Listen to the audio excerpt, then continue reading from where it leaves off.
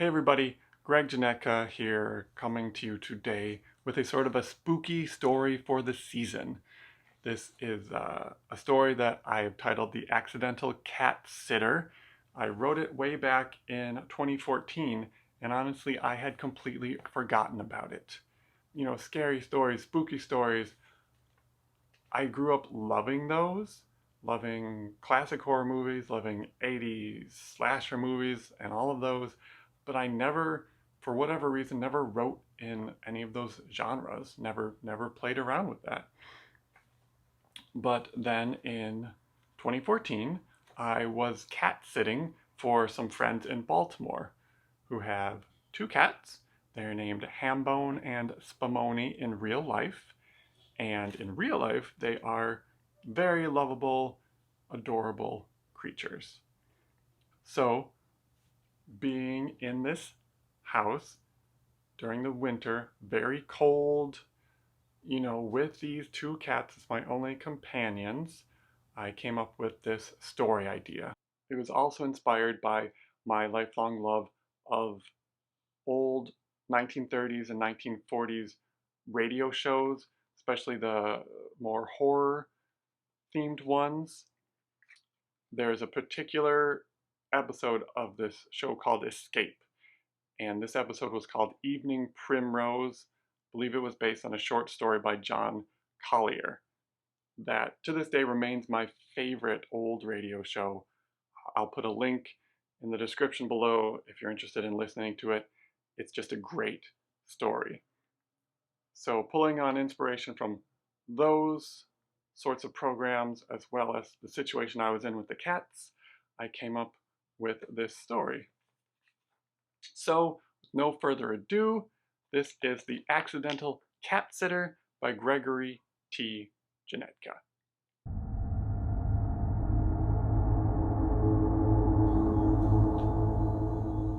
I found the following manuscript in the crawl space of an old home in Baltimore in February of 2014. It chilled me to the bone. It is undated, but quite old and crumbling. Day 1. Today I am free, truly free, and alive. It is 13 days since I escaped, and I was all but sure I would die out in the snow.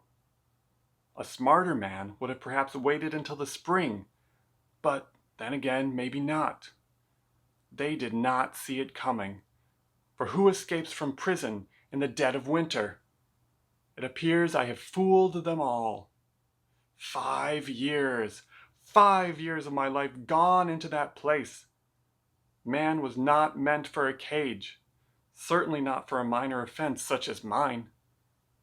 And yet it seems that Providence has shined upon me, for He is the one true judge, and He has led me here, to an abandoned townhouse in a rather upstanding-looking middle-class neighborhood. Of all the doors to try and find unlocked and empty. I was on my last legs for sure, and I'm not out of the woods yet, as the possibility of frostbite remains quite possible. It is not telling when the owners shall return, for it appears they left in a hurry, but I shall remain tucked away here as long as possible. All were asleep in the neighborhood when I found my way here, and I didn't pass a living soul. The cupboards are fully stocked for winter, and there is enough to last for at least 2 months, maybe 3. Finding the small empty pad of paper on a bookshelf, I have begun writing, as I feel no one would otherwise believe my story. The world shall hear of the injustices I was prey to, and see that it continues no longer. A man must be a man and recognized as such. The world will come to know the name of Alexander Gray. For now, though, I am tired, and sleep is descending upon me once more. Day 2. In a curious development, I was awoken during the middle of the night by a noise in the cellar. The possibility of my time here being threatened, I armed myself with an iron poker from the fireplace and proceeded to investigate. I felt my heart once again pounding with the ferocity I had only felt during the first hour after escaping. Swinging a lantern into the darkness, I was fully prepared to do what was necessary in order to keep this safe haven for myself and preserve the possibility of the future. And what do I find? Two cats. Ordinary house cats. They are both male and have black and gray stripes. One of them, who I've named Pip, has white paws that give him the appearance of wearing white boots. The other wears no boots, but has an orange tint to his fur. I have called him Oliver. Upon seeing me, they stood stark still, but in a moment were rubbing on my legs and instantly became a friendly sort. They are wonderful creatures, and I am happy for the companionship. They followed me to the bedroom, and I had the first good night's sleep I have had in more years than I can remember. I still do not have full feeling in several toes on my left foot, but what is a toe or two when compared to freedom? This is the first break that I have had in this otherwise miserable life. I don't know how long it may last, and so I am pledged to enjoy every moment of it. Day 3. I have begun to try to gather my thoughts regarding the past 5 years behind bars, but so far have found it difficult. I have become so caught up in simple, wonderful things, such as being able to walk from room to room as I please. I keep the curtains shut, lest any neighbor should catch a glimpse of me, but it is a small price to pay for this treasure trove. Keeping myself from lighting a fire has proven difficult, but that would give me away for sure. There are plenty of blankets, and I have not eaten this well in all my life, and so I shall not dare to offer up a complaint. I came across some photographs of the couple who reside here. They are a handsome pair, and appear to have been well off since birth. If I had been born as they were, I am almost certain I would never have fallen to the depths that I did. Still, though, I am proud of all the things that I had the opportunity to partake in, but willingly chose not to. Everything I have, every skill and ability I have was earned, and earned hard.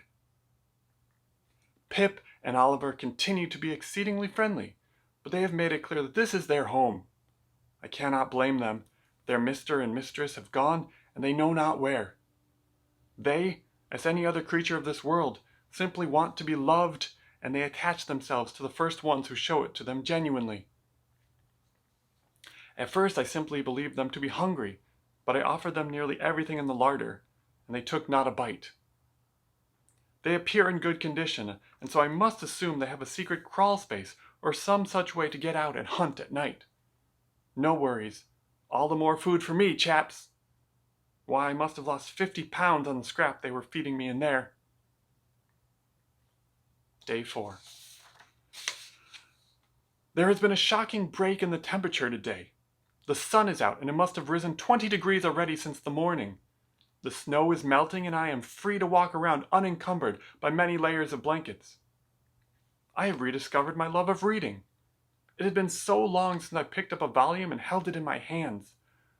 Today I have pored over page after page, delighting in the stories and craft of the thing. Reading stirs in me things that I thought long dead. I have questioned whether I will be able to write out what I planned on or not, but once I began reading, I know that I too will be able to, and in doing so shall change this God-forsaken land for the better. There were good men in there with me, good men who don't deserve that sort of treatment. When good men are locked up long enough, they stop becoming good. Reading has also made me remember things about Molly that I had pushed out of my mind. When you have little to no chance of seeing someone again, you force yourself to forget certain things. After this winter is over, I shall make my way to her. Oh, may the owners of this place be gone for the season. If the others could see me now. There was a bit of a funny moment earlier with Pip. As I lay napping on the sofa, I awoke to find him nibbling at my toes. As he happened to choose the ones that have lost feeling, and I now fear shall never have it again, I remain unaware of what he was doing for quite a bit of time. Silly little bugger. Day 5. Molly. Ah, Molly, last night I dreamed of her. She showed up and told me that everything was going to be okay. I caressed the soft skin of her back, breathed in the sweet smell of her hair. I still felt her in my arms when I woke. Despite what she said, I do not expect that she has waited for me, and yet I know no one has ever known her better than I, and I intend to make her mine again. It continues to be strangely warm here. I glanced out the window for a moment this morning. The snow is all but gone. After that dream, my instinct was to dash out the door and straight to her, but thankfully my head got the better of my heart, and I was able to restrain myself. I know the smart thing is to stay here as long as possible through the winter, for the winds here have a way of changing in the blink of an eye. Just as I waited for the opportune time to escape, I must not take any unnecessary chances. Once it is reliably warm enough, I shall leave here under cover of darkness and do whatever I need to do in order to make her my wife. We shall have to go into hiding. Better yet, we could leave this country and return to the land of our ancestors. From there I need not worry. I wish I could take Pip and Oliver with me. Perhaps I shall. They are remarkably self-reliant, wanting me only for my lap to sit on or my hand to scratch them. I love to watch them play with string or a bit of wadded up paper. In such a manner they can occupy themselves for hours, and I want them for no other reason than their companionship. I imagine Molly would love them. She has such a big heart. Sometimes it seemed big enough for all the creatures in the world. But enough of that. I must stop thinking of her, or I shall find myself attempting to bolt out the door once again. Day 6. I am feeling strong, good and strong. I wish to never look back upon those 2 weeks out in the cold again. I cannot imagine how I survived. Surely I had some help from above. The heat wave continues. I believe it is that which is responsible for the foul odor in the home. The smell is of a dead animal, but I can find nothing. It must have found its way into the walls of the home and died, the cold keeping it until now. I've tried to find it, to dispose of it, but the smell does not have a central location. One would think the cats would have a desire to ferret it out, but they have not paid it any mind. Hopefully we shall find it. Otherwise, let us hope the cold will return in short order. For I have dealt with worse smells for a much longer period of time, but once it starts to decay further, it shall become unbearable. I hoped to dream of Molly once more last night, but she did not come to me. Otherwise, the days here have taken on a delicious routine. I wake, eat, read, exercise, play with Pip and Oliver, and write. I imagine after long enough of being unable to leave, even this place shall take on the guise of a jail. But until then, I am happy and safe here. Day 7. Oh dear God, I have found the source of the smell. Once again I was awoken in the middle of the night by noises in the cellar. As Pip and Oliver were not in my room, I assumed it to be them, but for some unknown reason I found myself anxious and decided to investigate anyway. A more horrible sight I have never seen. I thought it was a rabbit or perhaps a possum they had caught and dragged back here, but no, it was an arm. A human arm. I spun around, but the cats were nowhere to be found. Looking further, I found loose masonry in the wall and, opening it, found the rest of the 2 bodies. The owners of the house laid there, in pieces, partially eaten. In horror, I dropped my lantern. When I righted myself once more, I found them staring at me, the fur on their faces and paws shining crimson in the light. They arched their backs and lunged at me, tearing into my flesh with their razor-sharp claws and teeth. My arms went up to protect my eyes, and I ran up the stairs into the darkness, locking myself in the small side room. It is here now that I sit.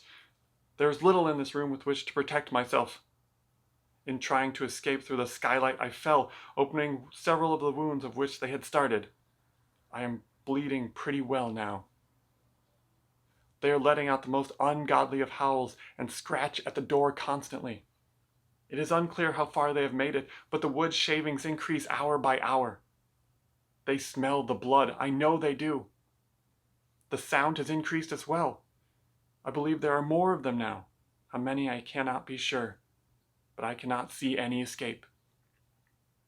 I have found the matches in my pocket with which I lit the lantern. It is face them or burn this entire place down.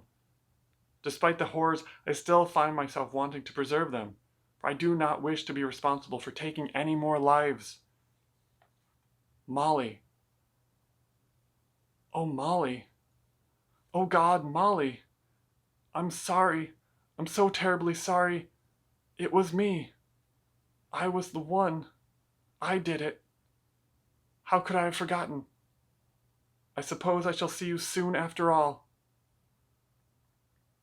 The door is shaking as they have begun to throw themselves at it, and the next step is clear. The only thing to do is take my chances in a mad dash for the front door. After seeing what they have done to the former owners of this place, I cannot imagine I shall survive, but it is the only way. And so this is how I die. Remember the name of Alexander Gray. Goodbye. The end. So, that was The Accidental Catsitter by Gregory T. Janetka.